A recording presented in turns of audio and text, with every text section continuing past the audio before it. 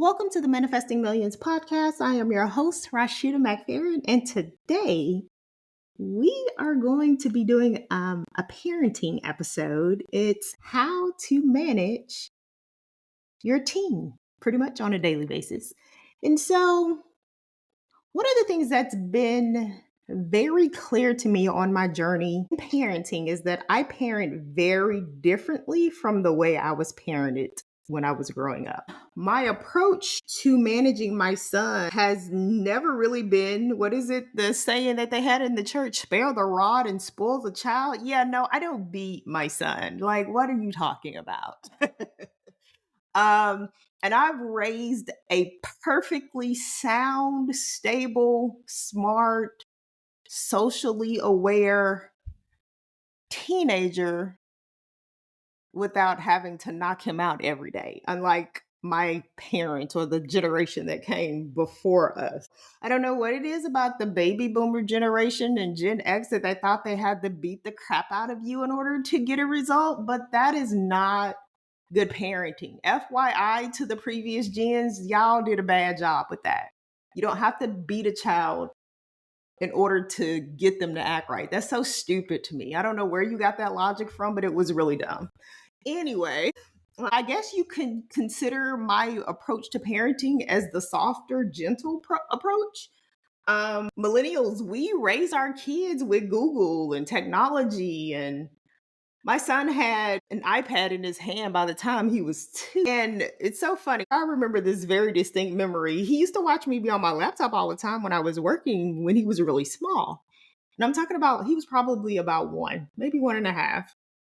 One day I put my laptop on my couch, and I think I went in the kitchen to do something, and he was watching TV. He snuck over onto the couch, got onto the couch, and put this big old laptop on his lap and started typing like he was doing something. It was the cutest little picture, and I grabbed it. And I was like, look at him. That is too cute. He's just showing me the future of tech, honey, because these kids, like, they're very tech savvy. So tech is pretty much built into their DNA to a degree.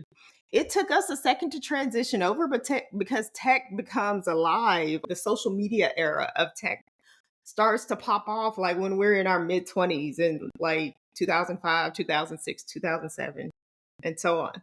And so I want to talk about what are the tips that I use to raise a decent child in this modern age. Number one of the things I've realized very early, because I am such a strong type A personality and my son is around me majority of the time, that he naturally was going to take on tendencies of my personality.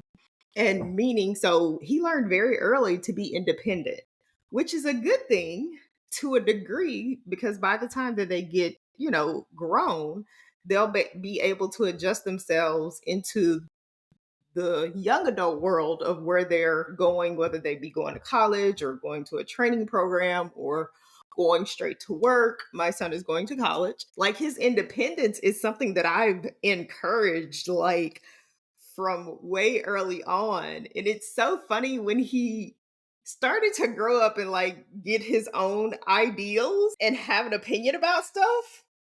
It was almost like this dichotomy within me, like, hold on, do I be the parent in this moment, or do I like challenge him to think of a more creative solution? And so even like when he gets in trouble, like, it's more of a dialogue and me trying to make him think about what it is that he did wrong, where he messed up, how he can take responsibility for it, and how to make better decisions going into the future. And I'll use this last weekend as a prime example of that. It's been really important for me that I instill independence in him early on. That was one of the first things, especially with us being a single parent pair. He had to learn early on how to be independent in a lot of things. We had to learn how to sustain on our own because we operate as an independent unit. It's just us, right? And then, my family supports us as well. I encourage actually the support of being independent.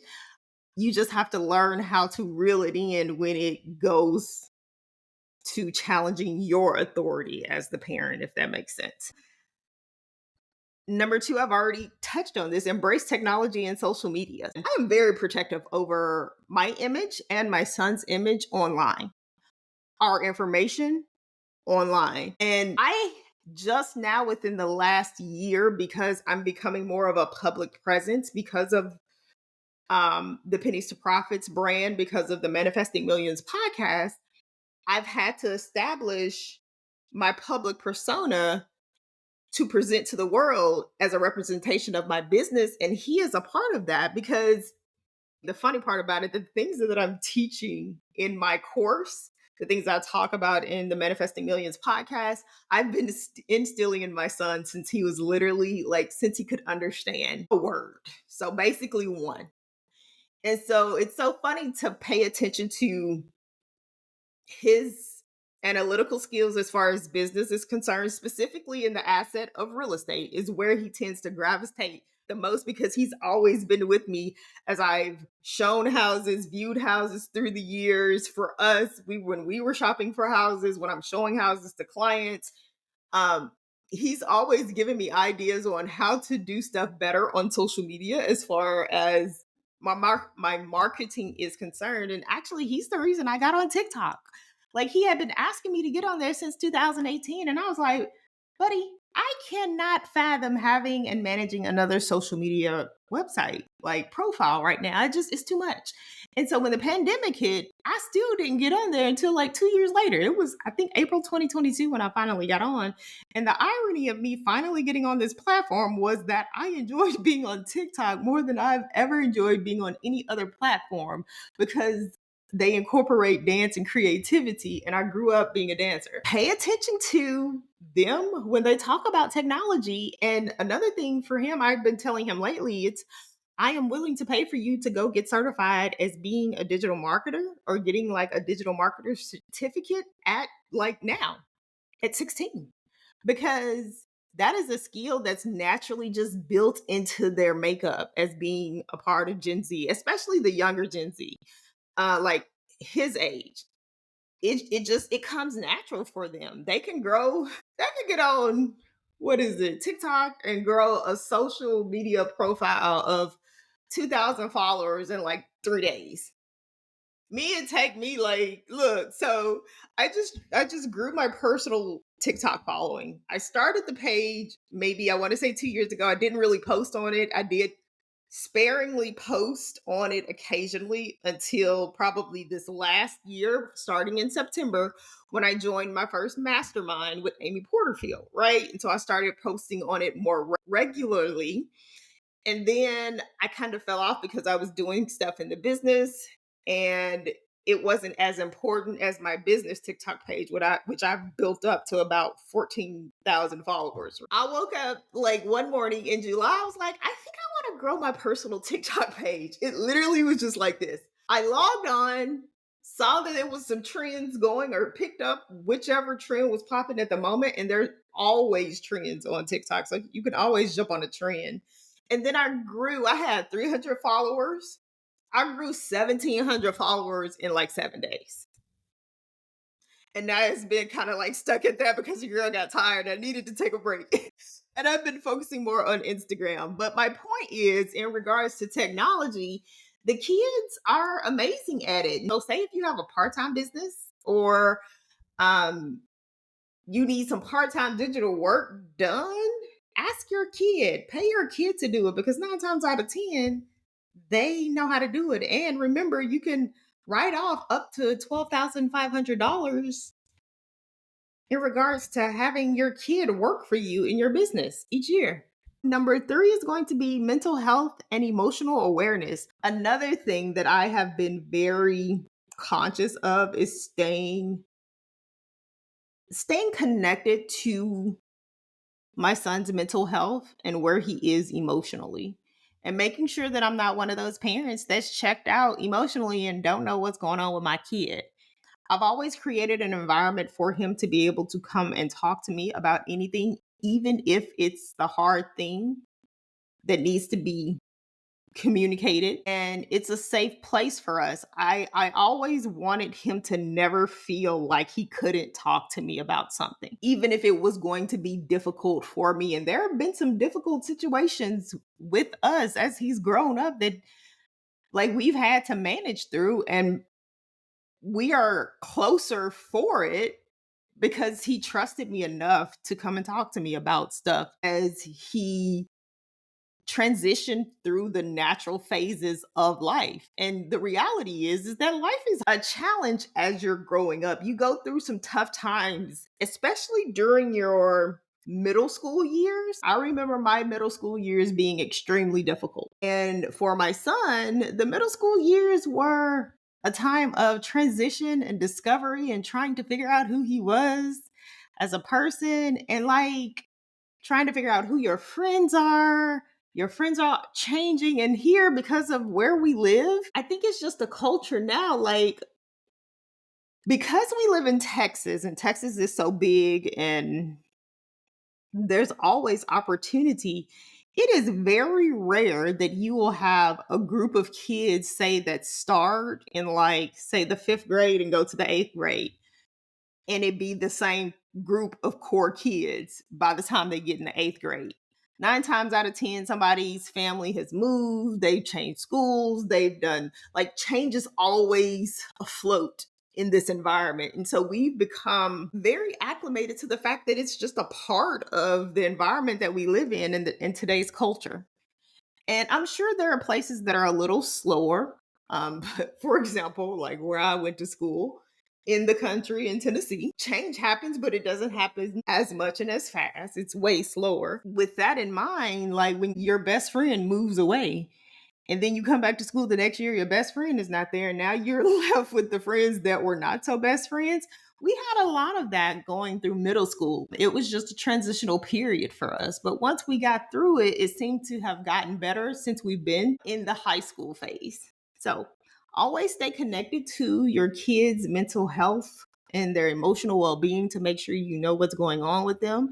And again, I'm going to say try to make sure that you're creating a safe place for your kids to come and talk to you. That right there is hands down some of the best advice I've ever received and ever given in regards to raising kids in today's modern environment. And then number 4 is encourage passion projects. I've been trying to get him to start a business, y'all. Like, so it was easier when he was younger.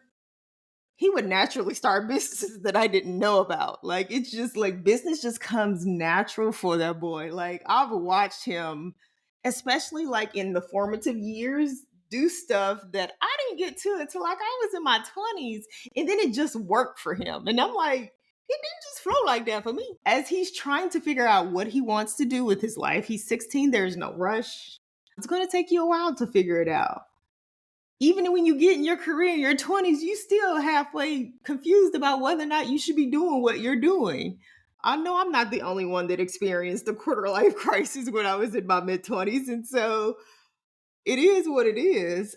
But I try to encourage passion projects as far as him finding something that he loves to do. And if he can make something that he loves to do make him money, then that's even better, right? That's a much more enjoyable place to start from in regards to building a profession and building career, opposed to how we were handed the beautiful obligatory baton of working in Gen B, baby boomer hell is what I call it. Excuse my language.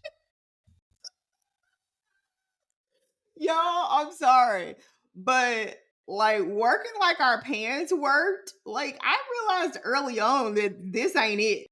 And while it may have taken me a while to figure it out, like, hey, I don't miss it. I don't miss it, and it needs to change. I don't know how else to say that. So the question, this is a side note, I always keep asking is, well, how is our culture going to change if we keep electing people who are 80 and 70 into office? Like their culture and their politics, like why can't they go sit down somewhere and let a younger person take over so we can run the country? Like, we're in our 40s now. It's not like we're still kids popping around here like we don't know what we're doing. We know how to run stuff. We know how to build stuff.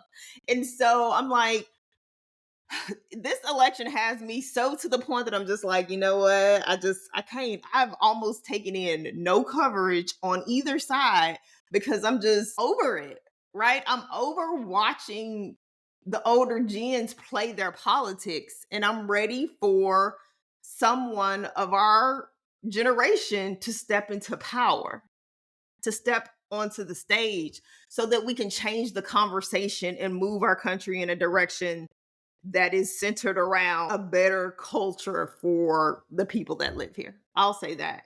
I'm not getting into political debates because I avoid them at all costs, but I'm just tired of watching Gen B and Gen X. Y'all, I'm tired of watching them. We're grown now. Like, go somewhere and sit down and retire to a dang island and let us do what we came here to do.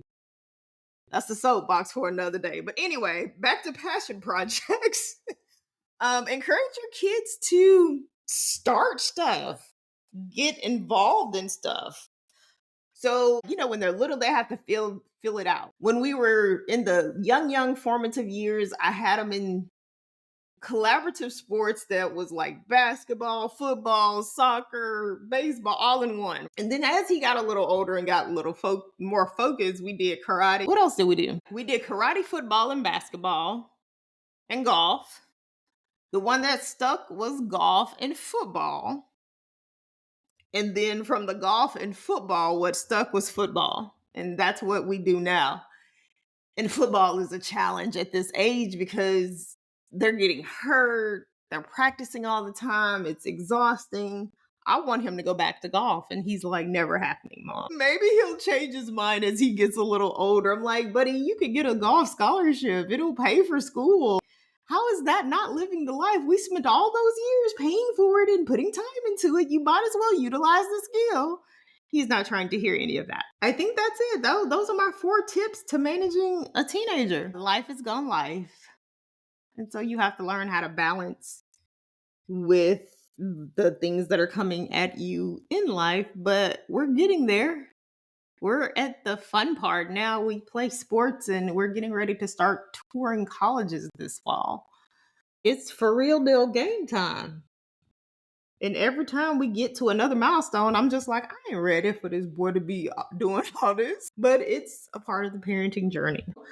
That is all for now. As always, this episode was not about manifesting millions. Kind of not, because technically I teach him my principles of manifesting millions. Like I mentioned earlier, I've been teaching him since he was a baby.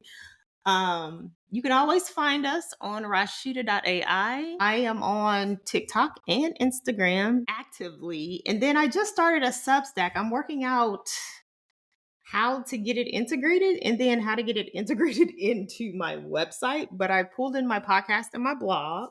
And so that is there for consumption. And I will start sharing that link soon.